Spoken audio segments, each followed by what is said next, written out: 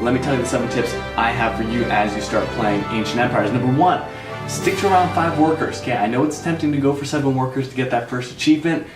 That costs you a lot of food per turn, so stick to around 5. Use those tile resource upgrade buildings instead, farms and lumber mills and that stuff, because they don't cost you food. All right, so 5 workers is about where you want to be. That's a sweet spot. Number 2, build a cattle ranch. Okay, that's a great way to get food security. You can get a lot of food per turn by using that cattle ranch, and then your other villagers are free to work on other resources. So cattle ranch, great building. Number 3, don't forget to trade for resources. Okay, remember 3 wood for 1 stone, or 3 stone for 1 wood. You can trade 5 of wood or stone for gold, right? That's an important thing. I think it's easy to forget when you're first playing. So don't forget to trade resources. That's going to be on your quick start guide. All right. Number 4, you don't necessarily need military units to win, but it really does help.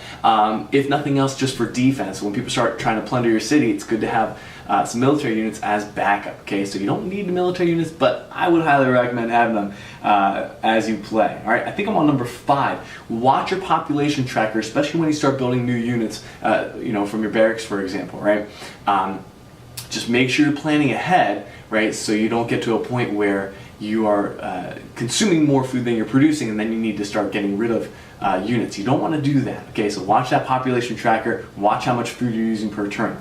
Tip 6, lock down resources that you need. Do not let other opponents monopolize the map. Okay, once you get to 3-player and 4-player, even 2-player, right, it can get a little crowded, and if the other opponent's playing really smart and they know you need gold or stone, right, if they plop villagers onto all 3 of those tiles, you've got nothing to do. Okay, you've got nowhere to go. So explore early on in the game, try to find the resources around you, and then lock down the ones that you need. Try to squat there so that people don't take them from you. And the last and probably most important tip of all, think ahead about your next turn. Okay, every time, whenever you're playing, you want to be thinking, okay, what resources do I need for the next turn? What do I want to build on my next turn? If you're really good, think 2 turns ahead about what your objective is and how you're going to get there. Remember, the order of each turn is you get your resources, then you move, then you build. So you want to move your workers to where they need to be to get you the resources that you need.